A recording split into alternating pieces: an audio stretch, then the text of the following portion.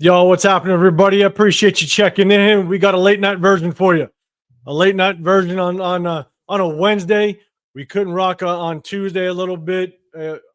My guy over here, Chris, was coming back into town after our event on Saturday. Myself, Chris, the Severe Raider. We were out here in Vegas, and we had a good little time. Chris, you're at the Commitment to Excellence dinner for Mash Crosby, which I heard nothing but good things about that dinner. I heard nothing but good things about Max and just kind of the vibe he was giving out. I'm gonna get to the chat, but real quick, our guy Jen Slinger, what's happening, man? I appreciate you. I know you're in here. You rocked it at the dinner as well, and you came out to the event at Barcode Burger, which was on point. Myra G in the building too. Bone in Wednesday. Myra G was out there chilling with us in Vegas, man. I couldn't thank you guys more.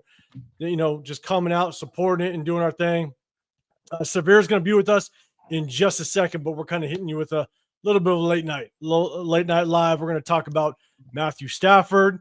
We're going to talk a little bit about the combine because it starts tomorrow, and then we're going to do our segments. I actually only have one segment because today's going to be kind of a short live, only about maybe an hour and 15, because when it gets this late, it's East Coast for Chris. So shout out to you, brother, for coming through. But for me, one wall connects to one of my kids. When she goes to sleep, she can hear me. And if she can hear me, she can't go to sleep. And it's a school night. So I can't be on too late. But before I get to you, Chris, let me say what's up right away. What's happening, man? Appreciate you coming in the building. You're saying already know I'm going to get some pushback, but I'm trading for Stafford and drafting a quarterback to sit. Either this draft or next attempt a playoff push and develop a future. We're going to talk about it, man, but I'm not going to lie. I ain't going to hate you on that too much, but we definitely going to talk about it. Dub, man, what's happening? Yep. Appreciate you coming through. Make sure you guys hit up Dub Raider, man. He's on social media, Instagram, on YouTube. I know Chris and him, you guys do a show on Saturday, so make sure you show some love over to Dub Raider. Sacktown the Bill, what's happening? Appreciate you coming up. LS, good seeing you. Let's see Steve in the building as well. What's happening? Yes, Myra. The Barco was fun. Jen Slinger in the building. It was fun. It was fun linking up with you guys. I've seen Jen Slinger before, but Myra, first time linking up face to face. So it was definitely it was good seeing everybody. But we're gonna do it more.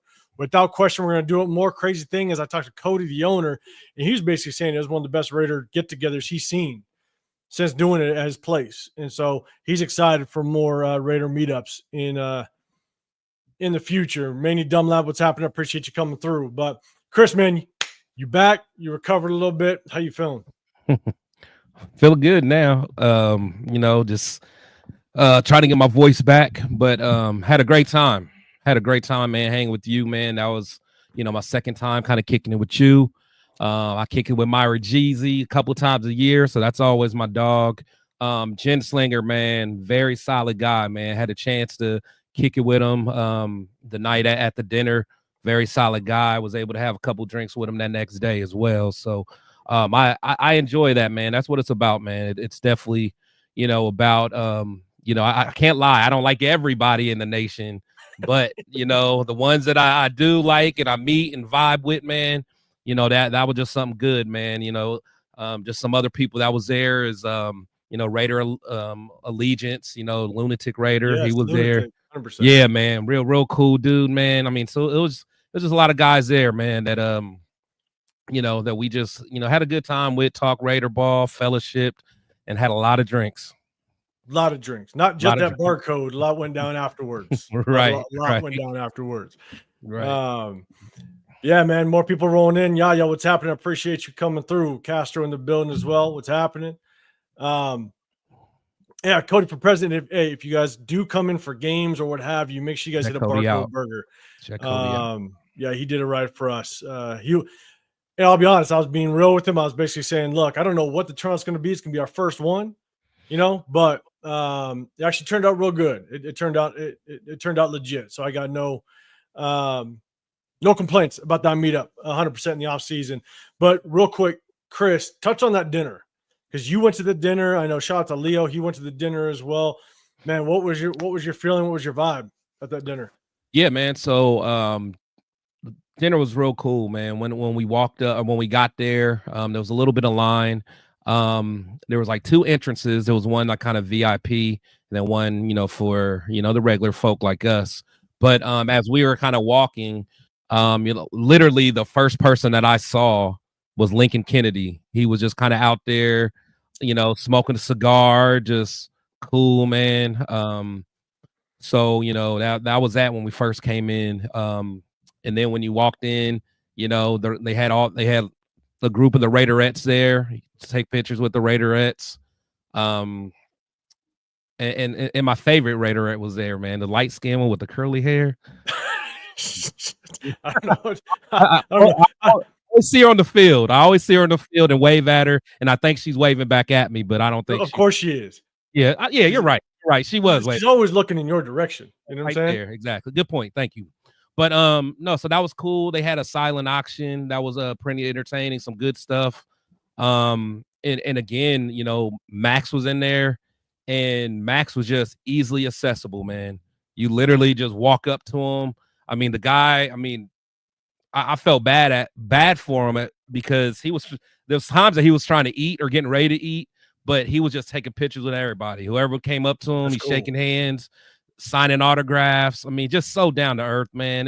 It's not, I guarantee, Nick Bosa couldn't have had an event like that. It's just, it's Max. You could just tell he's just a humble, down to earth guy. That's everything he's gotten, he's earned, and he really loves the fans. So it was just a good event to really give a lot of respect and a lot of love to Max Crosby, man. That's legit. And I'll tell you right now, man, because I found out or I knew that a Commitments to Excellence dinner went on every year, but they don't really advertise it. They don't really throw it out there. And so I think you messaged me about it if I knew about it. And when I looked it up, I was like, oh shit, it's coming up. I didn't even know. And because that event that we had was pretty legit, I think maybe we might try to make this an annual thing. If you can come out, this way and kind of do a little off-season Raider Nation get together, because I think it's just a good way to be able to bring the nation together in the off-season and have a good time. So I think it could end up being an annual thing if we keep spreading the word. So it'll be fun. Daniel, what's happening, man? I appreciate you pulling up. And yes, give it to Tim Johnson, man. Cool dude. A Raider that came out, ex-Raider linebacker, chopped it up with all of us. I mean, just sat there for hours, and we all got to talk with him. Played on that 2002 Super Bowl team. Man, very cool dude. I hope he can come out more. Yeah. I'm definitely trying to get for sure that interview with him, man, because I'm so some of the stuff I talked to him just in person. That's a guy who probably has seen the best of the Raiders as far as like anything recent, as far as the team that went to the Super Bowl. But man, he also was in that same linebacker room as Ray Lewis at the Ravens.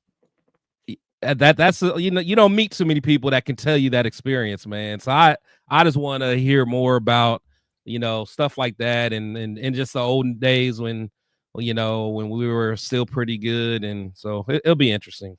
I think what was cool though was one of the questions that I asked him, and it might be he had a pretty decent story. It's like, you were on the 2002 Super Bowl team, right? And then you move over to the Ravens, and you go over to the Ravens when they're kind of going through their own, push to championships, and you kind of see just how an Ozzie Newsome organization runs, and Eric DaCosta and all those guys. Like, I just wanted, was there a clear difference between our organization and the Ravens, and what made them all of a sudden be able to start to gain some success and then have that success moving forward?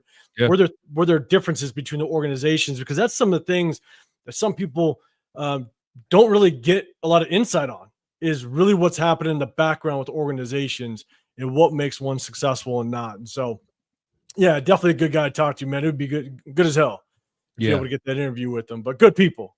Oh, for sure. Petty Murphy, what's happening? Nah, man, that staff, we're about to get into it. Our guy Severe is going to be here in just a second, so we'll definitely get into it when he jumps in.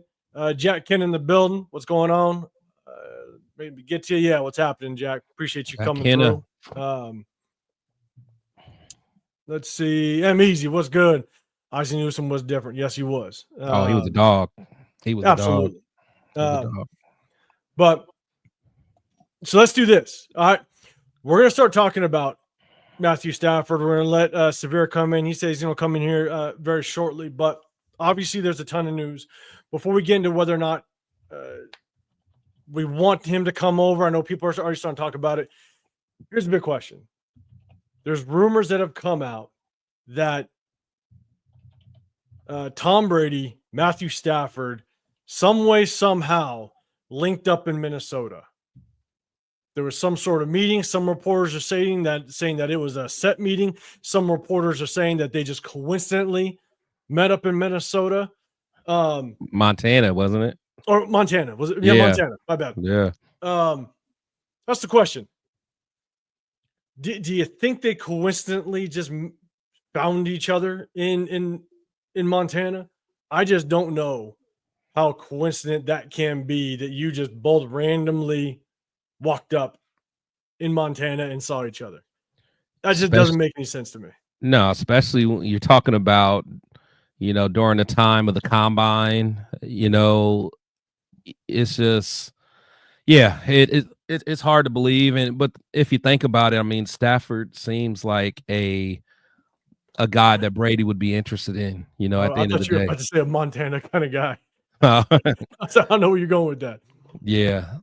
So when you think about Stafford and you think about like kind of who Brady is, I mean, Stafford, he's an ultimate competitor. Stafford's been through some very terrible, dysfunctional years with the Detroit Lions, and he's also seen the great of great as well. So, he probably has that perseverance that Brady likes. So I don't think that was wasn't a coincidence. Yeah, like, go boys, ready? What's happening? Hella coincidence. Yes, it was. Hell of a coincidence. Here's the thing. I don't even know if it doesn't have to do anything with trades, because there's no tampering situation that can happen there, right? Because we're not talking about free agents. We're not talking about draft candidates. Right. I don't think there's any tampering that can go on, given the fact that the Rams allowed him. Yeah, I was about to say the team allowed him to go talk with teams to see what his market is. So yeah, there wouldn't be any kind of tampering with that. Yeah. So here's my thing. If it's that real, obviously there's clear interest. And if for some reason Matthew Stafford is going there to meet up with them, there's potential mutual interest. So I agree with you. So let's get into it. Chat. I know Raider Ray, you were kind of one of the first ones in here. You basically said, if you're still in here, man, you said that you you're good with bringing in Stafford, trade for him, and then draft somebody to be his successor moving down the line. So chat, let me know. I know some of you are already kind of getting into it. Steve, you're saying, let me go back up. You're saying, wouldn't mind Stafford. I wouldn't trade first or second round picks these past few years. We have hit first round talent in the second. Morrig, JPJ, good teams get 3 starters every draft, trade a third round pick. Steve, back to you saying conditional picks. Let's say there's a way to get him without giving up top picks, I believe. Let's see. Yeah, you're saying no way that just happened. Oh yeah, against Brady and them meeting up. Yeah, no way that just happened. What are the odds? Brady's doing a lot for the team. He's making it. He's making it work. And so here's my thing: is a lot of people are having the discussion on whether or not Stafford is going to be good enough to come in here and change this thing to a Super Bowl contender. There's so many pieces. If you think about what Pete Carroll's been saying in his pressers, right? He wants to build around a quarterback. All right. If we bring Matthew Stafford in, he's asking in the range of about 50 million. You look at who's making 50 million in the league. I mean, that's a top tier quarterback. Right. You're going to pay him basically top 5 money quarterback wise. I kind of throw what's his name over the Browns? Watson. I kind of throw him out there. He's out the conversation. Right. But you're basically going to be paying him top 5 money. And let's be real, Stafford's not a top 5 quarterback. And so you got to build around him. And so if you pay him that type of money, then you are going to basically jeopardize possibly bringing in some of these defensive free agents that I would really like to prioritize. So you're not going to bring in a Butler. You're not going to bring in a Kuntz. Maybe you're going to bring in Spillane, possibly Merrick, possibly. Or it's maybe a Spillane and Kuntz at a cheap deal. But you still got to build around them. And so that would be my question is, do we have the offensive firepower right now? And if we don't, how can we acquire it if we do pick up Stafford? So we definitely need potentially another receiver opposite of Jacoby Myers. So chat, let me know, what would you give up to trade away or to trade for Stafford? I'll give you my first initial opinion. At best, I'm probably giving a third. That's where I'm at.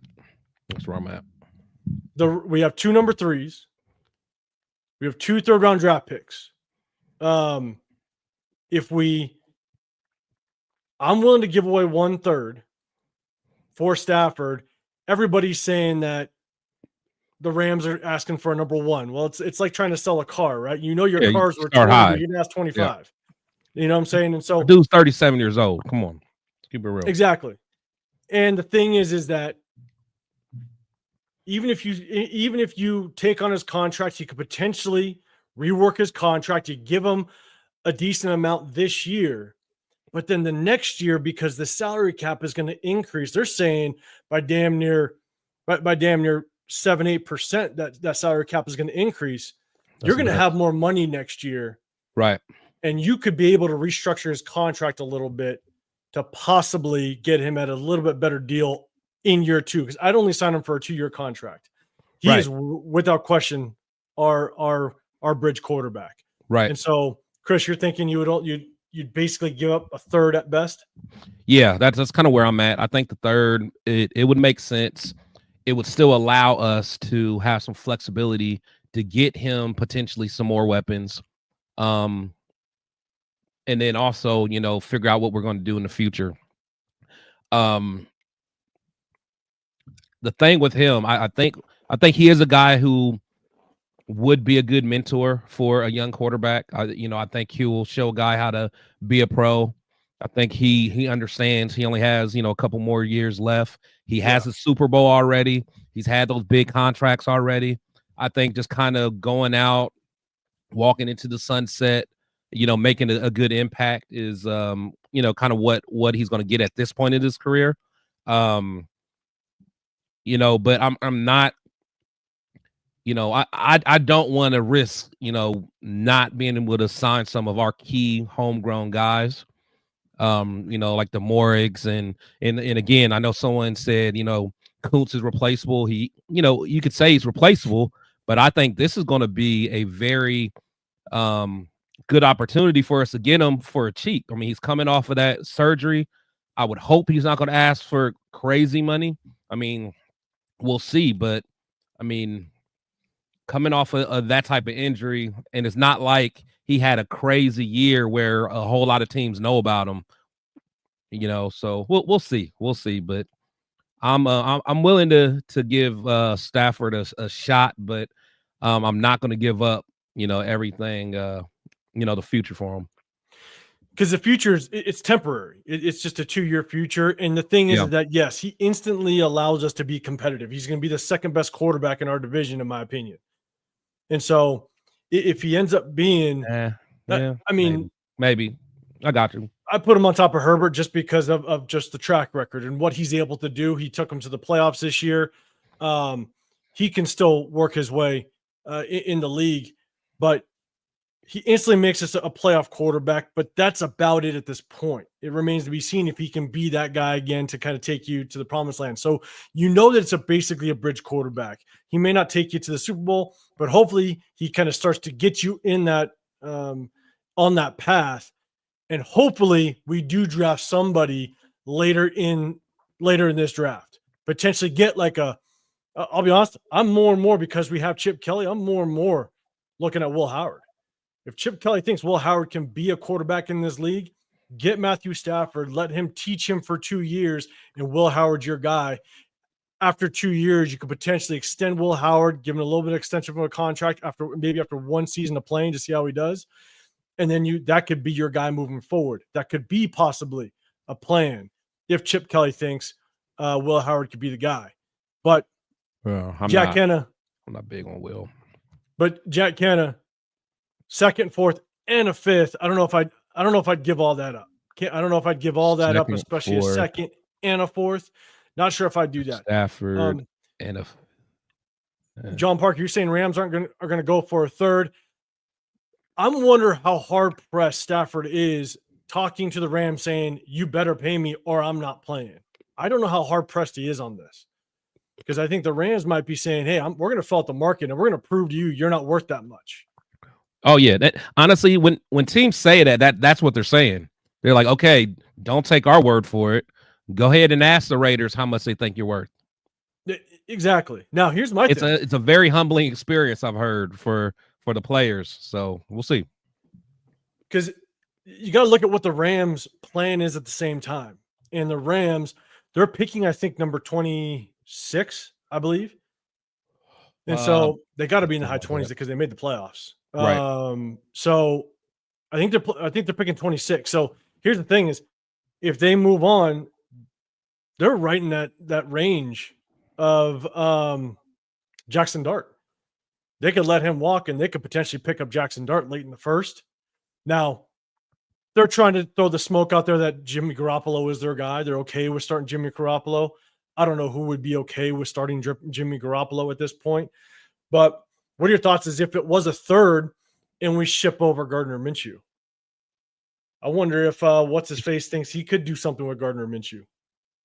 Oh, no, because they know we're gonna move on from Gardner. They know that, so they're not gonna take that in a trade. They'll just wait till we release them. Will they? Severe in the building. What's happening, brother? What's going on? What's going on, fellas? We're talking. Yeah, I don't. I don't think they're gonna do. To be honest, I wouldn't be I wouldn't be surprised if they try to if the Rams try to get what's his name, Rodgers and Devontae over there. Honestly, because I mean it makes sense. I think they both kind of want to go back out west, so it'll be interesting, and I bet they both will take a pay cut. So I don't know. So I think Stafford. I mean Stafford's going to want his money, and I don't know. I don't know how much leverage the Rams are going to have. Sacktown, I'll be honest. I don't know if I'd want to swap. I don't want to go from 6 to 26, even if I have Stafford. Oh no, I really want to hold on to that number 6 pick. Yeah. And I'd want to call the Rams bluff a little bit because they're asking for a 1. We can offer them a 3. We'll see what they want to try to pull off. But Severe, man, what's your thoughts? Stafford, 1. Obviously, I think we have to look at the big picture on what it means taking on that contract and all that. But and we're not just one quarterback away. We definitely need pieces. I'll remind everybody what Stafford looked like real quick without Puka Nacua and Cooper Kupp.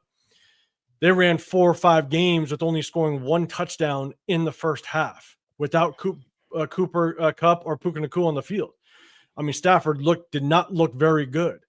So he definitely needs some weapons. We got to build this offense a little bit. So I definitely want to keep that number 1, that high number 1 draft pick. But Severe, man, what's your initial thoughts on Matthew Stafford?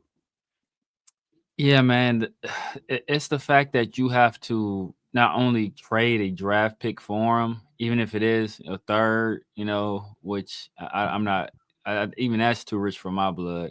But then you have to turn around and pay him $50 million a year. I'm just not sure at this stage of his career he's worth it. As you already pointed out, not only, did they not have, Puka Nacua and Cooper Kupp at that time? And he, he looked mortal, like even against us. I was at that game, right? And I was none too impressed with what I saw. I saw it live. But he had Kyron Williams, right? He has a legit top tier back in the backfield, and he still didn't look that great. And part of the reason why, teams prefer to have and draft their own quarterback is because of the financial benefit you get from having a good signal caller, somebody good under center, and then you can build that team around them, right? Like that's what you get. Like that's the benefit there. So like you automatically already lose that. You lose that like off top. And then you have a guy that's already older, and then you're losing draft capital that you would, presumably use to build around a quarterback for whatever that next quarterback would be. So it's just like you're robbing from Peter to pay Paul, but you still don't have enough to pay Paul. So you just you burning from both ends of the candle. And I just don't think it makes a whole bunch of logical sense.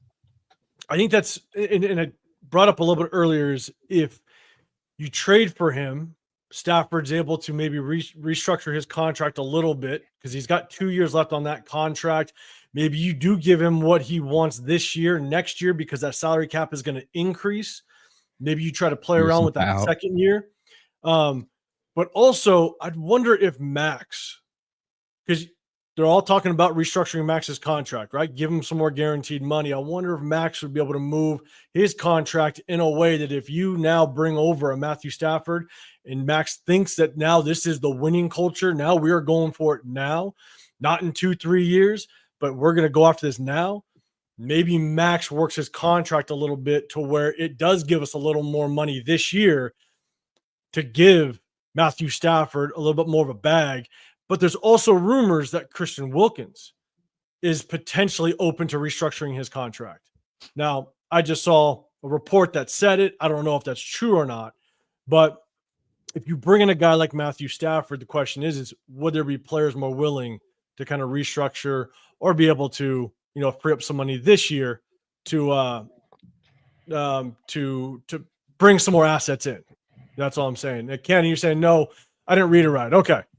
I said Raiders give second, fourth for Stafford. Oh, and get a fifth. Oh, got it. So we give them a second and a fourth for Stafford, and we get a fifth. I got you. I still don't like giving up the second. Yeah. That's where I struggle with, because again, it's also trying to just play the Rams card. If Stafford is unhappy over there, and they know that he is disgruntled, then I would hold firm on a third. I'd be okay with the third, knowing that you'd probably have to move around a little bit, and you could possibly, you could possibly get another pick in the third by moving around the draft a little bit. But Stafford moves the needle. The moment we get Stafford, we are now a playoff contender. If we just get a couple more pieces, we get a guard somewhere in free agency, possibly the draft. If we get another threat opposite of Jacoby Myers, like, now we're in the conversation. Right. You know what I'm saying? Yeah. And plus, go ahead. Go ahead. No, go ahead. Pick it up.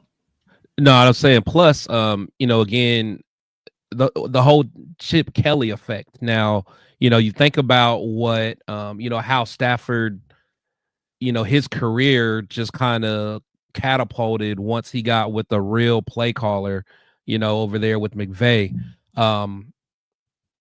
Everybody knows kind of how I feel about Chip Kelly, just as a, a personality and a person. But, when it's the X's and O's, he's another guy that's like McVay that can really cook up, some wizardry type stuff on there, as long as he don't piss nobody off. So, Stafford might be a guy that, it might work. It might work. But like you said, there's zero chance that I'm giving a second round for him.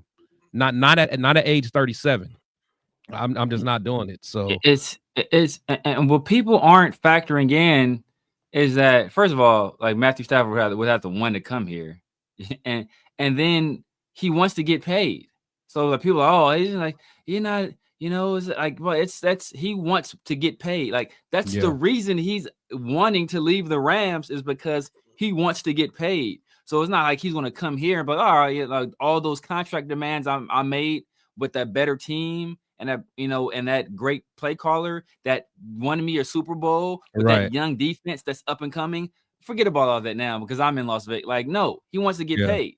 So we have to not only give up draft capital to get him, but then pay him an exorbitant amount of money.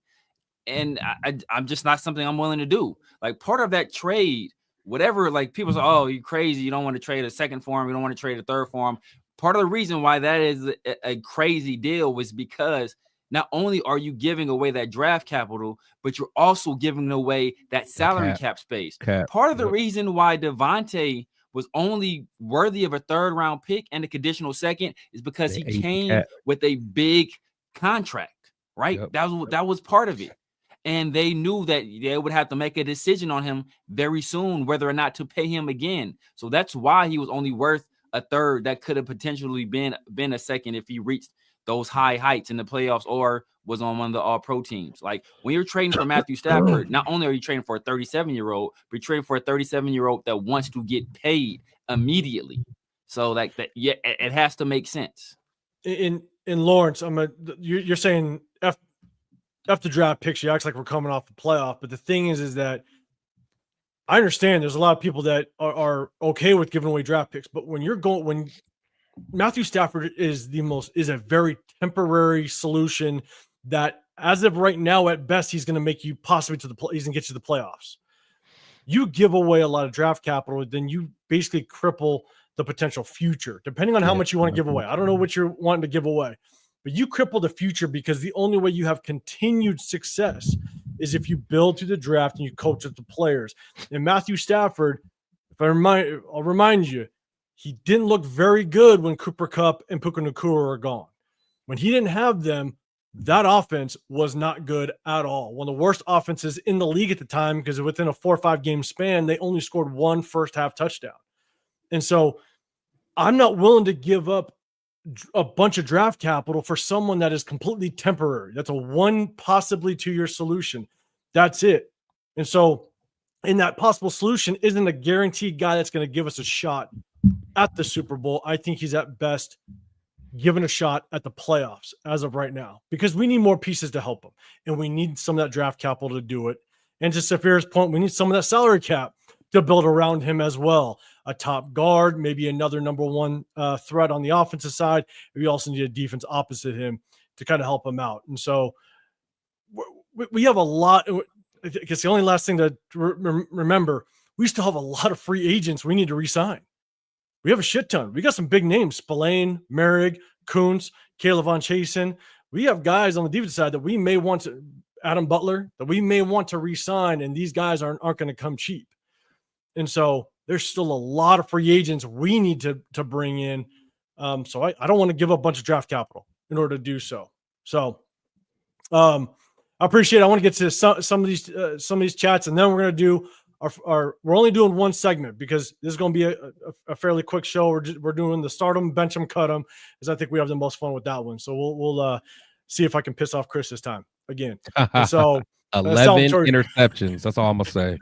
That's crazy. Salvatore, you said structure. I think you're Stafford's second void year. Backload the contract. $35 million first year, 45 next. Swap 6 picks with the Rams to with their 26. But remember, we're doing them a favor by taking $50 million off the burden. See, I just think Stafford's going to want that $50 million up front with us, exactly. or close to it. I don't know if it's going to be exactly that because he doesn't want to be at the Rams, but I think it's going to be close to it. I just don't know if you could backload the contract a little bit because next year's salary cap is going to be a lot more. It's going to continue to increase. And so, I mean, you can play around with it. I'm with you. Yeah. But I still want to keep that 6 pick though. Yeah, I'm not that 6 pick. That 6 pick is a no-go. The only reason I'm even considering a third because we have 2 thirds, but even then it's that contract as well. It's like that's $50 million off top. Yeah, like that's on a team where you have 28 free agents.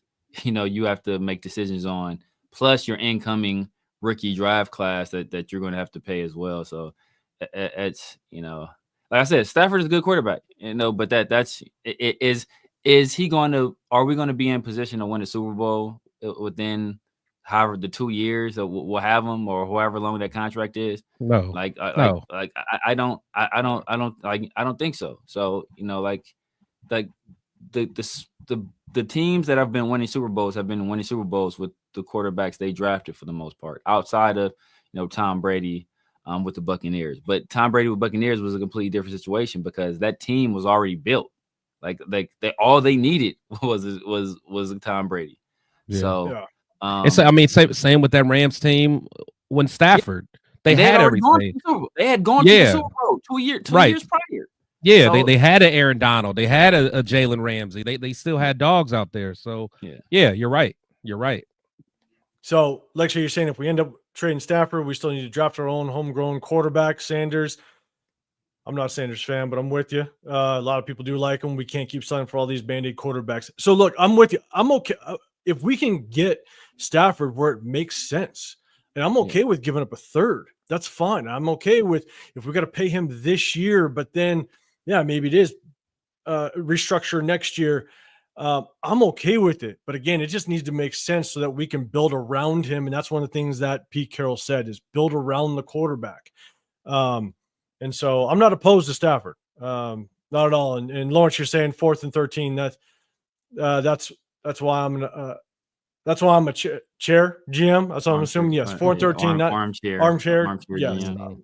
We all are. I'm with you. Don't worry. But hey, we're not against Stafford. I'm with you. We could also give him a second of next year's draft and a third this year for Stafford. Possibly you can't get creative like that. So I'm with you. But for me personally, I'd give him our third at most.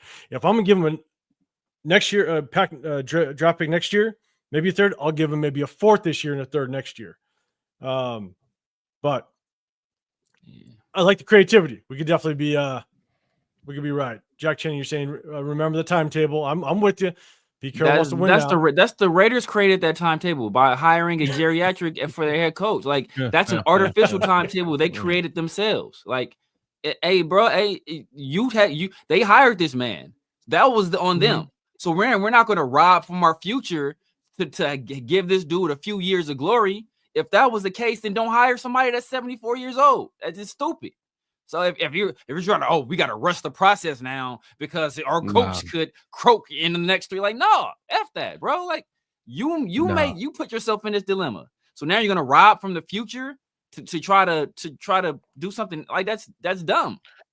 No, and plus, and honestly, I think if we're being realistic with it, with Pete, he's gonna help us build this culture, like build the foundation more than anything. And am I saying Pete's going to get us to the Super Bowl? I would love it, but to me, that's not my ultimate. Okay, I ain't gonna say ultimate, but that's not my realistic expectation of what Pete's going to bring to the table. If he can get us a good foundation, get us back to a winning mentality, that is a win for me because we've been so bad for so long. 2 playoff appearances in 25 years or so. It is crazy if we think that we're just going to pick up Matt Stafford and sprinkle in a couple pieces and be able to really compete with a Philadelphia Eagles team. Hell, a Chiefs team. You know what I'm saying? So like let's be real. We got to be real, man. I'm with you. LS, appreciate the super chat, man. You're saying it doesn't make sense when you're likely only going to have him for 2 years at best. You're giving up capital and cap for a rental. I'm with you. That's the biggest concern, right? Is that it's definitely a bridge. It's a bridge, and it remains to be seen. Can he get us to the promised land? So I'm with you 100%. And people keep going to this. To Brady. What about Brady? He was 45. You look at bro. You guys are pointing to the exceptions to the rule. Like how often does that happen? Like. Brady takes a pay cut. He took a pay cut every year. Yes. Stafford ain't gonna do that. These guys are exceptions. Except we're keep pointing to Rodgers. Oh, Rodgers is 41. Like Rodgers is Aaron Rodgers begged the Jets to keep him, and they're like, "Nah, we're good. we're good. We're all right, bro. Good luck. Like these guys. Like just because those two guys lasted that long doesn't mean that every good quarterback is going to be able to play that well for that long, right? Look at Kirk Cousins. He's likely about to get cut. Like, he was a guy that, he was a perennial playoff guy about to get cut. The Rams, who would know Matthew Stafford better than anybody? You're saying he don't got 4 years left. Go ahead and find somebody. Go ahead and find somebody else. We're good. We'll be all right. We'll be all right. Go find you somebody else that'll take you, and we'll take some draft capital for you. Good luck. So that's the team that took them to a Super Bowl. Right. Won them a Super Bowl. Right. So if they're saying, nah, we ain't gonna pay you, we're good, sayonara, arrivederci, like they're just waiting for their mark. They're waiting for a mark to come on. Like, oh, Matthew Stafford, he could play to a 45 like Tom Brady. Like, no, we can't. Right. And Tian, what's happening there in Mumford? No, he's gonna be moving to receiver. Okay, I'm just letting you guys know. Oh, sweet feet. All sweet people be moving to receiver. Don't worry about that. Now out there, I don't think Thera Mumford. I don't even know what future Thera Mumford has on this team at this point. Because I hope the only open spot I think we got is a guard. DJ Glaze did pretty good at right tackle. They'll probably continue to rock with him. We'll see. But I think the only spot we're really trying to prioritize is that guard position, whether it be free agency or potentially high in the draft. And so, all right. No, I appreciate everybody in the chat. We're rocking through this. Let's do this. Anthony, you're saying Stafford is all worth it. I mean, hey, he's all worth the third round for me. not to the team he's currently on. Yeah, like it'd be different. Like honestly, it'd be different if this was a year that we had, where we still had Devontae, Waller, Renfro, Jacobs, and all we needed was a quarterback. Now we're saying a different story, but we didn't got rid of people. I mean, guys, you got to remember, we still don't have a quarterback one. We don't have a wide receiver one. We don't have a running back one. We're missing. I mean, we really don't have two guards. A right tackle still kind of questionable. Hopefully, he can take that next step. Come on, man. It's not a plug and play here. Yeah, Daniel, what's happening? I appreciate the point. You're saying that Stafford has 2-3 years left in him. I think he has a solid 2-3 possibly. But again, I would only want to sign him to a 2-year contract.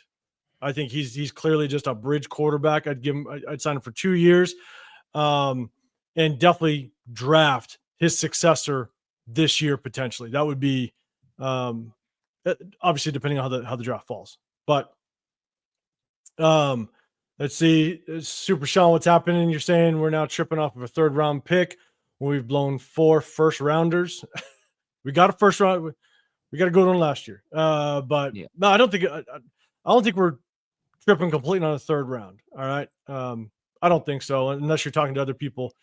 No, it's a combination of both, just like Severe said. I mean, the 3rd round pick is just one piece of it. The guy is not going to come here for a discount. He's not coming here for another chance of a ring, like maybe what he did when he went to the Rams the first time. They were a plug and play team. They had everything else established. He's not coming into that situation. The dude's going to want to get paid. That's all there is to it. I'm with you. What's up, Turf? What's happening? Everybody in the chat, you guys go hit up Turf, Ultimate Raider fan. Make sure you guys hit him up. So let's do this. Sorry, you guys are flying with the chat. I'm trying to get. I don't know if you guys salute everybody in the chat, man. Love all y'all's opinions. Keep them coming. Yeah. So I'm gonna get back to you guys' comments, but before I do, because again, this is kind of a short one. It's late night. Chris is on the East Coast, man. I got a kid about to go to sleep that's on the opposite wall of me, and she'll kill me if I keep talking too loud. And so we're going to get to the segment that we like to do. We're only doing one. Usually we do who did it best as a Raider. We're not going to do that one because it's a short time, but we're going to do the fun one. And so I'm going to set this one up real quick, and we're going to make this one happen. Hopefully, like I said before, we'll see how Chris feels about this one. All right, here we go. Let me bring this back down. Okay. Remember, start them, bench them, cut them. Just of these three. It's not best of their position in the NFL or ever played. It's just between these three. All right, here we go. Start them, bench them, cut them. All right, so we got Jeremy Shockey on the left, Vernon Davis in the middle, Delaney Walker on the right-hand side. Chad, I'll go back to some of the comments you guys had before, but let me know who you would start. You got start them, bench them, cut them. You can put them in order, A, B, C, however you want. The first letter could be start them, second letter bench them, last one cut them. However you want, let me know what you guys got. Let's see. Isaiah's up. You should start Shockey, bench Vernon, cut Walker. You cutting somebody cutting Jeremy Shockey? Psh, man, no, that's crazy. Yeah, it's Easy. it might be ABC for me. It might be ABC for me. Yeah, but yeah, I like Delaney Walker, but it might be ABC for me. Cause I just feel like I have to look at the numbers, but I just remember the impact. Shockey was a dude. Oh yeah. No, Shockey's A for sure. He's A for sure. Dude. Vernon. I feel like Vernon. I don't know if he reached his full potential. I feel like he had them years where he was kind of seen kind of lazy, or it's a Singletary year and all that. Exactly. But he was still cold. But I feel like Walker was more. I feel like he was consistent. Again, I'd have to look at his.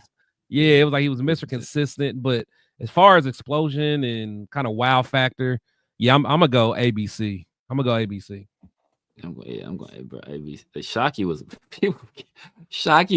bro. Dog. When Shockey came to the league, dog, bro. I know Shockey was a bad man. Vernon Davis post that Singletary. He did have injuries though. He did have some injuries though. But we're talking about them at their best. Like, no, we ain't looking at injuries. No, not when they had started to have a downfall. It's purely at their best. Yeah. Well, damn. Okay. Well, hold on, man.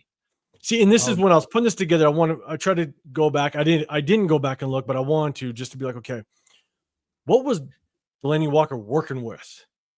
Because he was a bad man. I'm trying to figure out who was throwing to him. Because was he there in like early Tannehill years? Yeah, I believe so. Yeah. Because Vernon Davis had he had what's his face, the guy that right before Mahomes at Kansas City for a period, right? Alex Smith. Oh, Alex Smith. Yeah, and then he had a cap for a while too, didn't he? He had cap too. Yeah. He was. Yeah. Well, Delaney Walker had Tannehill, Blaine Gabbert, Mariota, Charlie Whitehurst, Zach Mettenberger, Ryan Fitzpatrick, Jake Locker. Jake Locker. Oh my goodness. I thought he was gonna be all right. Jake Locker was a freak. That's what I compare. Who do I compare to Jake Locker? Oh, that's JJ McCarthy. I said JJ McCarthy with Jake Locker. And then Delaney, he had San Francisco. He actually had a Kaepernick, Troy Smith, JT O'Sullivan, Sean Hill, Trent Dilfer, JT O'Sullivan, and Alex Smith. QB school. Oh, LS. Okay. Fun fact: Vernon had nearly 30 more TDs than the other two. Yeah. Oh, shit. Okay. But I think Shockey was still kind of back in the day Shockey. Yeah, because he was just as well known as his blocking as well. Like he was a true complete tight end. And that was like Tiki Barber time where they were running the rock pretty heavily. I know he had Eli, but they were heavily running the ball. But Shockey, man, he was bad, man. I think I am ABC as much as I want to see more. Like if Delaney was actually with either a damn good quarterback, but I think maybe I'm ABC. But man, when you watch Delaney Walker work, you just like, damn, if he was on a better team with a better quarterback, his numbers might have exploded. Yeah, I feel like he was like consistent, but I feel like because I think at one point you could have said that Vernon was the best tight end. You know, let's see. Let me think about I don't know because because you AFC, still had, especially you still AFC had, West, we've always had yeah, some you dogs. still had tight Gates. ends. You still had Gates was still in the league. Yeah. I think Gronk would have been in the league still at that time. I'm trying to think who else would have been a dog at tight end around then. So maybe not the Gronk. best in the league, but I feel like he was a top tier. was he ever All Pro? I wonder. All Pro? Maybe Vernon not. Davis? Maybe not. No. I don't know. But Shockey might not have been either, though. Shockey might not have been either. Yeah. But I just Shockey's feel like he was just well known as a dominant tight end, though. Man, well, like highlight reels.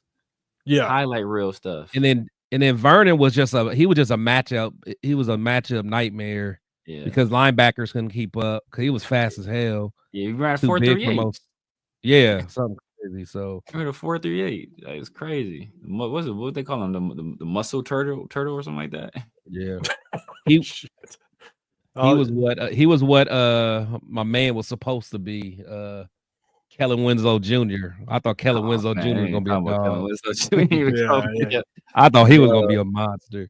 He should have been coming out of Miami. Oh, he was. Yeah, he should have been. The dude was crazy though. The dude. Then you hear about all the stories. Then you hear all the stories insane. about what went on in Miami, so you knew. Okay. Yeah, he was insane. Man, he was. They had their setback in college. Raider Zach, man, I'm gonna get to your question when we jump back into it. But okay, so yeah, ABC for me. I think I'm ABC. I think we're all kind of ABC at this point. Myra G, you're saying Delaney Walker partied too much here in the Bay when you played for maybe fell off all that trash quarterback work he was working with. All right, cool. Let's get to the next one. Because we'll get back into quarterback talk real quick. Hold on. LS said Vernon was second team All Pro in 2013, but Delaney never made All Pro. I was about to say I knew Vernon was considered one of them dogs, like at least 1 year. Like he was. No, he was. Yeah, he was second a bad team man. All Pro. You can't. That speaks for itself. All right. So let's do this. We're gonna go back. Let's get the next one. We'll see how the next one goes with you guys. Let's see.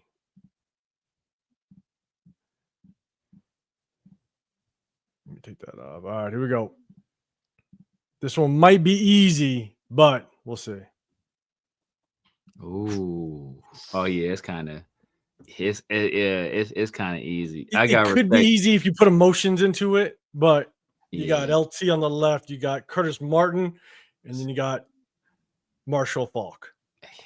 Yeah, driving the cab. I'm driving the cab. I'm on the same. I'm on the same. You on the cab? Yeah. I'm on. But dang, bro, I might be Aqua.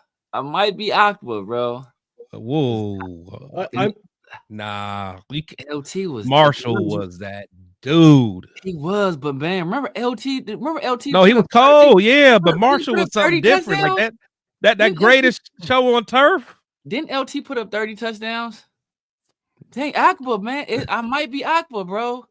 I can't do it. Man. And I honestly, as a Raider fan, he killed us. Most of them 30 touchdowns was on us. It was on us. Remember he outscored us that year? That was the year he outscored. Oh, yeah. Him by himself had more touchdowns than our whole team. I do remember that. that. Falk was cold, though, man. Falk was cold, but man, LT was something crazy too, though, man. LT was something crazy too. And for Falk as a receiver too, though. That's what make Falk different. Oh, yeah. Yeah, that's what make Falk so different.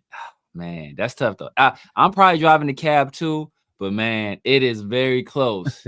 Like LT is right there. And I much respect to Curtis Martin, because Curtis Martin was a dog. He played for a bad team. He was a dog, consistent as all get out, never complained. He was the only second player, I think, with 10 consecutive seasons with 1,000 yards plus. Yeah, he was another dude I think there's only two players that have done it, or consistent. Super consistent, man. He just didn't have the highs of those other guys. That's what it was. I know, and I think what sucks is it goes back to, if you look at if he played on a better team. You look at Marshall Faulk did it with nothing but talent surrounding him. Yeah, he had some dogs. He had some. You know what I'm saying? And then you had LT playing when you had Antonio Gates, you had Phillip Rivers, you had studs kind of built around him as well. I can't remember all the studs that Curtis Martin had. and him still being able to do work and get loose like the way was he he did. back there with Lavernius Coles. Was he with? Was he? He was after Vinny Testaverde, wasn't he? Was it Santana Moss? No, he's probably there with Pennington and them and Leftwich maybe. He was there with Pennington. He might have got the tail end of Vinny Testaverde, but he was there with Lavernius Coles. Lavernius Coles, that dude was fast. Santana Moss. Who was that? They had the tight end too. Was it tight end? Was it? I want to say Beck. Was it Anthony Beck? No, was it Anthony Beck? They had a cool tight end. I want to say. Oh, somebody cutting Falk. They said. Who's cutting Falk? Who's cutting Falk? Let me see. Yeah. Who's cutting Falk? Nobody's cutting Falk. My guy, Raider Pete said he cutting Falk based off Raider Pete. Off the field. Come on. That's a tough one. He said based off the off-field BS. What, Falk had some off-field? What Falk do? I thought Falk was pretty clean cut, wasn't he? I don't remember off the field. I don't remember no off the field stuff. I don't remember off the field issues, but man, I mean, it's hard because Raider Pete said, "I'll take McFadden without turf toe over all these guys." Man, McFadden, bro, I love McFadden, man. I love that. He was on his way to an MVP if he didn't get hurt. Oh, he was for sure. His way to an MVP, and was gonna carry us to the playoffs. Solo dolo. Oh yeah, yeah. I just turf toe. Damn it. Yeah, because. Yeah, maybe I'm CAB. Or I'm either CAB or ACB. ACB. That's a tough one, but it is tough. It is tough. I think people just forget how cold Falk was, man. Oh, he was cold with the coach. No, he was. He was. Like he was cold with the coach too. Yeah, because that's where because he got drafted. He was there. Oh, because he was there with rookie Peyton, wasn't he? Oh, I didn't. Wasn't there with rookie Peyton? I think so. Actually, I think he was. Yeah. Yeah. And then did they trade him for Edgerrin James? Did they get traded or did they? Or how did Edgerrin James get there? Because they didn't draft him, did they? Did they draft Edgerrin? I think they drafted Edgerrin James. So did they trade Falk? I don't remember. I don't know if they traded him. If they let him walk. That's crazy to let him walk. That's crazy. Yeah, I can't remember if they did. I can't remember either. So let's see. So Cal, man, you're saying Marshall was different. Yeah, he balled out with the Colts also. Yeah, I think that was that very first year he was with the Colts. He absolutely balled. But yeah, man. All right. So that was a good one. Yeah, I think I'm CAB. So okay. They said Falk got traded to the Rams. Is that what it was? Okay. Okay. That makes sense. I'm about to say you let a guy like that walk. Yeah. Cause I feel like as soon as he left, Edgerrin was there. So like they didn't really have no. Aaron James was cold. They didn't have no gap or anything. Aaron James was a dog too. So, all right. Cool. So for you guys, anybody that's new in the chat, we do these segments. That one was start them, bench them, cut them. We also do who did it best as a Raider again because of time. We're not going to knock that one out today, but we definitely do that every time that we jump on live. But for you guys that are new and you guys are in the build, make sure you guys hit that like button, subscribe. I got Chris, Protect the Shield podcast. I got The Severe Raider on Made of 5 Raider, Real Talk Raider Nation. We try to hit you guys typically Tuesdays, but we had a big event on Sunday that was rocking. Everybody that rocked with us, Ginslinger,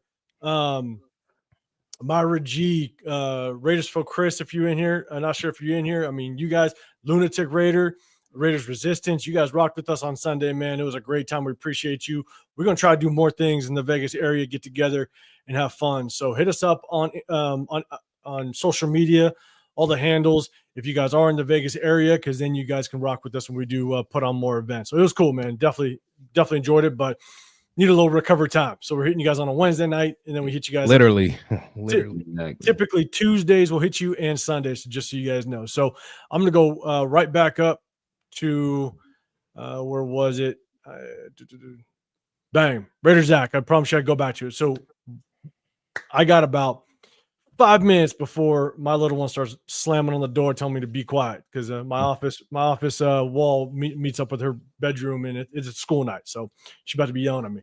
So Raiders actually saying we can pay Stafford $50 million per around that and keep the cap hit low by giving him a signing bonus as well as other bonuses and tricks to keep cap under $30 million per season. It's very possible. Here's my opinion on that is you can get very flexible. Trust me. The time that you look at the Saints, right? Saints are a perfect example when all of a sudden they enter in and they're like 60 million over the cap, and how the hell they get under the cap. I'm with you. There's ways you can get creative. People just want to get paid their money. That doesn't mean to say that the Rams won't get creative with them. If he all of a sudden he knows what his true worth is, Rams might be just trying to feel things out and be like, hey, Stafford, you ain't worth that much. So you need to come back and they can work something out. But I'm with you 100%. You could definitely play around with that cap. And so here's the thing is, Ellis, what's happening, man? Yeah, I'm getting cut, man. There we go, LS.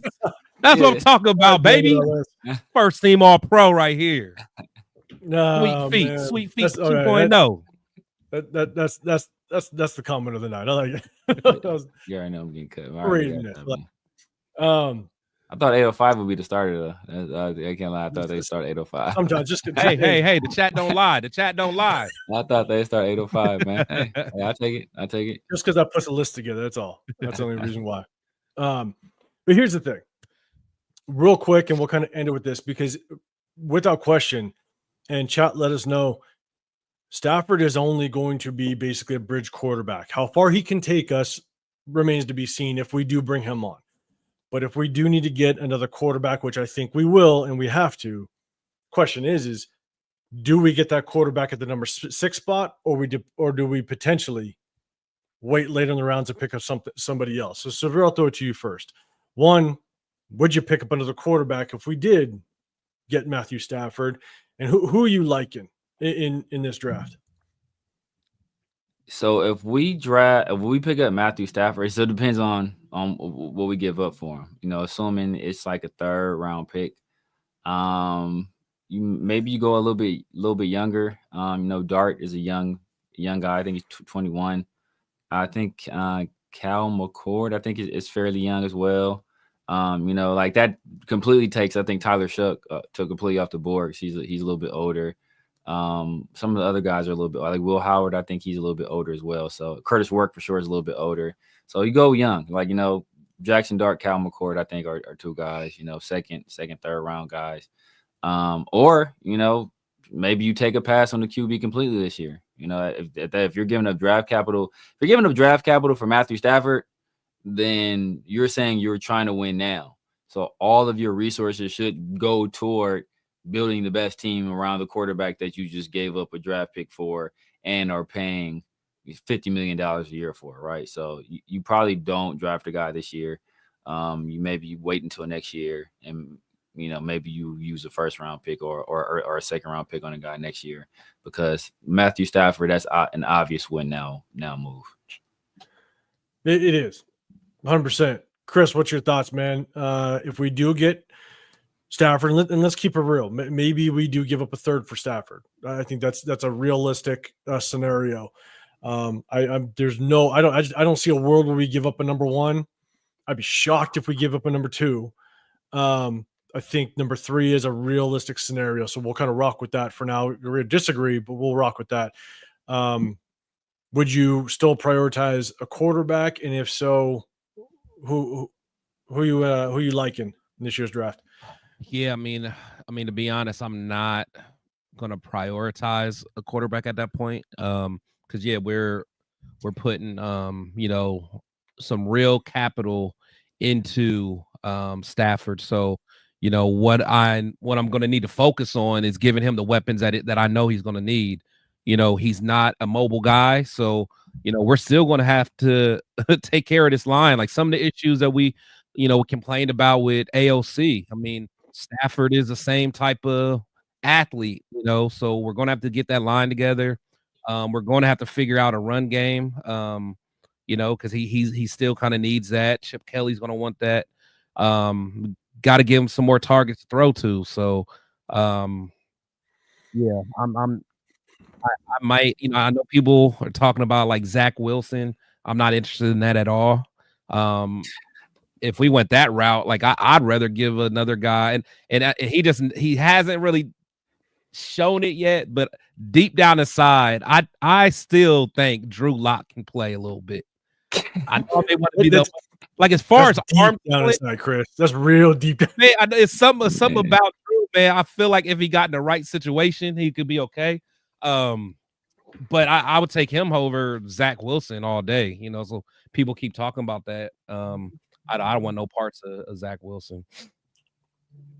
Yeah, I was actually never a fan of Zach Wilson out of BYU. I honestly thought that he get it as bad as it sounds. And I think I don't love Drew Lock, but if we get like a lower level like guy, I'd rather have him. I think Zach Wilson would hear me out. Paxton Lynch, all right. I know what you guys are thinking.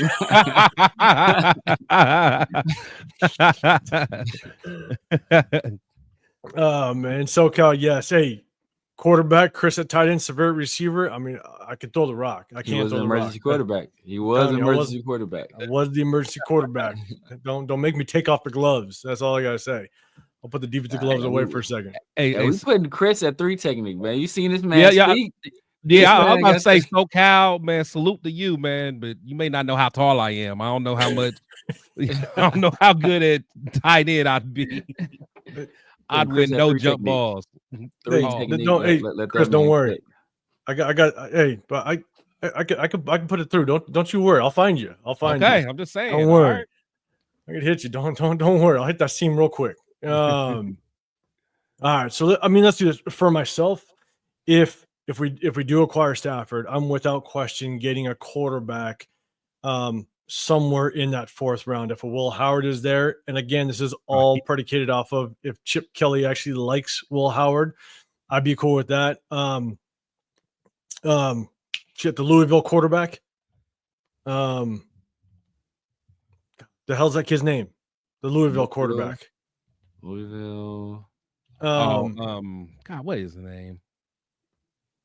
I'm blanking on his name. Yeah, he's been getting hyped lately. Old quarterback, 24 years old, 6'5", got an arm on him. I know the chat's gonna help me out. Shuck. Tyler Shuck. So he's looking at him. He's about to be 26 though, man. He's 26. He's about to be 20. I think he's about I thought he was gonna be 25 this season. Yeah, I think he's 25. Yeah, he's 25. I think he's 25 already. Yeah, he's 25 right now. Yeah. So like people were talking about Michael Penix. Like, he's not gonna start till he's 30. If you sign Matthew Stafford and you draft Tyler Shuck, ain't playing till he's 29. He's not playing till he's 29. Yeah. Exactly. But I think again, it all goes to if Chip Kelly likes Will Howard, I'd be perfectly good with taking a shot at Will Howard if he's still sitting there in the 4th, and that could be potentially the guy that's next in running with Chip Kelly. So to me, I think that could be an ideal situation to where you get a guy that's going to help change this culture, change the just dynamics of this team, potentially get us to a potential playoff berth, which Stafford can without question, but he does still need some help around him. If he can kind of turn this program around and we go from that 4-13 to all of a sudden a potential playoff team and just change the mindset of this locker room, I'm all for it. Grab a quarterback in the 4th round that Chip Kelly thinks he could work on. And if it doesn't work out, then you potentially have a shot at some pretty good quarterbacks even next year. Next year has some pretty good quarterbacks. In order to get them, our record probably can't be very good, because they're going to have to probably be in the top 10 picking to get one of these good quarterbacks coming next year. But at the same time, I wouldn't be opposed to Chip Kelly potentially taking a shot in the 4th round at a quarterback that he likes to potentially build upon. So that's kind of, in my opinion, that's what I like. I would not mind to potentially go after a quarterback mid rounds. And so, see, Rick, Rick L. Salute to Rick L. 'Cause I know he's always in here showing love. So, but he had a comment saying Gannon was 37 when he won the MVP, but Gannon was surrounded by dogs. Man, He was surrounded by Two of the- dogs. That's two of the greatest receivers of the all thing. time. Two of the Yeah, greatest like receivers of all that's time. the thing, man. He had, and it was a All good pros on combination the of, offensive line. yeah, and he had even Jerry Porter, a young Jerry Porter with the 2 Hall of Famers. So I don't know, man. I don't think we can expect that type of production from Matt Stafford. Unfortunately, I wish you would, but I can't expect that. Yeah. And Steve, I know you're probably just saying you like Cam more, but here's my thing is if we get Stafford, I don't think we're snagging a quarterback. There are some people thinking that we could still get a quarterback in that first round. I don't see a world where you get Stafford and get a quarterback in the first round. Hell no. No, Yeah. I don't see a world. That would be So at that point, you might go Tedero at that point, and our boy LS will be in here. Yeah. Doing bicep curls. He'd be so happy. He'd be here. Here's the thing. Setting new PRs on the squat rack. Here's my thing. Let me throw this. I'll throw this out here real quick. And AR, what's happening, man? I appreciate you pulling up. Everybody, make sure you guys go hit up Afakasi Raider. He's got his own channel. He does his own thing. Over go the pond. Hit him up as well. Yeah. So here would be my thing, right? You bring on a quarterback that now can completely turn these things around. I wouldn't be opposed to dropping back as much as I like Tedero McMillan, right? He could be that 50-50 ball guy, that opposite of Jacoby Myers. You already have what could be your number one target in Brock Bowers, right? You can get a running back later in the rounds. But if you get Stafford and you have the highest paid offensive coordinator in the league, those two have to compensate for something. So I would not be opposed to going from 6, drop back, stockpile some more draft capital because you just gave up some for Stafford. And you get a guy like, was it Trey Harris, the Ole Miss receiver? You move back a little bit and you can still get a damn good receiver opposite of Jacoby Myers and have another weapon for Matthew Stafford. If you're doing that, I'm probably going Luther Burden over Trey Harris. But the thing is that people always go, oh, it's just like these trades just don't magically happen. Like we were at 4 trying desperately to trade back. Desperately. And we couldn't find anybody that wanted to trade up because there were nobody. So it all depends on how this board falls, because if there's nobody at that spot where people feel comfortable trading up to, then why, that they're not going to want to trade up. And if there's a blue chip prospect at that spot and you're in win now mode, then why, get the blue chip. You trade back and pass on a guy like that? So, you're kind of in a catch-22 situation. So, I do agree, because if we do get Stafford, then that means that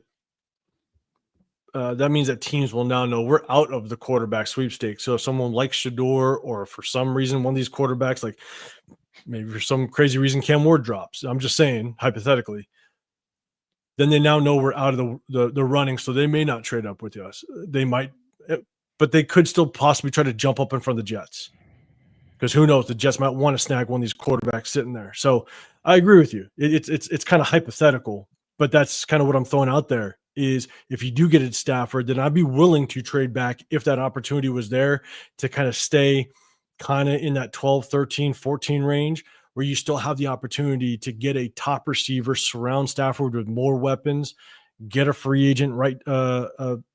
Offensive guard in free agency, protect him as much as possible. So I think if we get Stafford, then at that point, I'd be more willing to trade back, because getting a top tier quarterback like that and having the highest paid offensive coordinator has to compensate for something.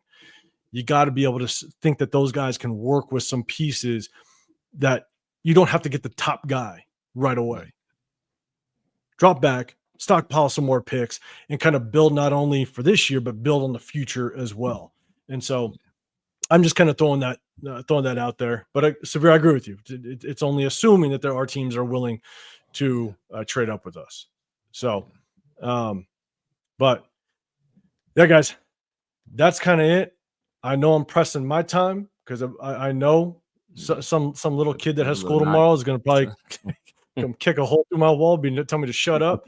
So, but hey, I appreciate you guys pulling with me, man. We have a bunch of people in the chat. We hate to kind of bounce on you like this, but just remember, this isn't our normal night. We try to hit you on Tuesday nights. We try to hit you on Sunday nights as well. We appreciate you guys pulling up. Make sure you guys hit that like button. You got Chris Pictorial Podcast as well as The Severe Raider. Real quick, Severe, man, let them know what they can expect from you and the other shows that you do. Yeah, man, you guys know what it is. The Severe Raider here on YouTube, IG, X, Snapchat, TikTok, all that good stuff. Usually, with the boys on Sundays and Tuesday afternoons / nights if you're on the East Coast, and then late night doing the 50-50 show. My guy Pharaoh, NFL, and then Friday nights we do Around the Shield. Beginning of the show, I didn't get a chance to shout out Raider Nation at the event, and I heard you guys give y'all shout outs, man. It was great to see everybody there at Barcode Burgers, man. Raider Nation is so diverse, man. There's like some young people there, some older people there, there's big people, small people, some single people, some people that were married with children, their friends and neighbors. It wasn't a big location, so I wouldn't say it was a sea of Raider fans, but it was like a lake. Like a lake of Raider fans. Like a lake of Raider fans. Yeah, lake. You know about lakes, Chris, don't you? Yeah. So yeah, man, it was a great event, man. Got to kick it with my dogs, man, and we had an amazing time, man. So shout out to everybody that was there that day. Yeah, 100%, man. It was cool people, good scenery, and shout out to Lunatic Raider. He pulled up, make sure Raiders Resistance. Make sure you guys go hit him up on social media as well. Chris, man, let the people know what they can find you, and I know you do a show on Saturday too, man. So let them know. Yeah, man. So I have this show, the Raider War Room with my brothers, man, on Tuesdays and Sundays, man. And then I know I keep saying it, but tomorrow I'm back at it. Got Shield Talk Thursday popping, so gonna have my show tomorrow, man. Gonna get that going. And then I do it's a show that I do with. It's not live though, but it's with my brother Dub Raider. It's on his channel. So definitely, if you have a chance, check out Dub Raider. One of my good friends, hardworking guy. We have it's usually about 45 minutes or so that we just kind of talk about the trending topics and just try to give some good content to you guys of people that may not know or don't really always get into the details of football. I try to explain some stuff, in kind of layman's terms and, give my opinions on things like that. So that's kind of what we're doing, man. And you can catch me on all the social medias, man. Protect the Shield. I love to talk ball, man. Hit me up if you ever want to chat ball and if you ever want to get on my show on Thursdays, man, let me know. Absolutely, guys. And hey, I'm 805 Raider, Real Talk Raider Nation. Here's the biggest thing is make sure you hit up all of us on our social medias, because the event that we did on Sunday, it was a really good event. The owner of Barcode Burger, he stepped aside when he was about to leave and he said, "Hey man, this is one of the best Raider events I've put on since having Raider events here." And so knowing that, he was all for us doing it again. So if anybody comes into the area, in the Vegas area, you're coming to watch a game or what have you, I know, talk to these brothers after, we're going to do some more. We're definitely going to do some more, link up with the Raider fans and make sure that we continue to do this. It could be a yearly thing. After the commitment to excellence dinner that was going on for Max, we knew that there was some Raider fans in the city. And so we're like, let's get them together. And you guys showed out and made it a hell of an event. So we're going to try to do this more often. So hit us up on social media so you do know when it goes down, but also hit the notification wherever you're watching, because then we'll announce the events whenever we put it down. And so we appreciate you guys, man. We're going to hit you guys. The combine starts tomorrow all the way through Saturday. And so we're definitely going to hit you guys and give you our feedback on what we feel on that combine. And so we appreciate you guys rolling with us. Hit that like button, sub on the way out. We appreciate you. And we'll see you guys on the next one. We're out. Peace.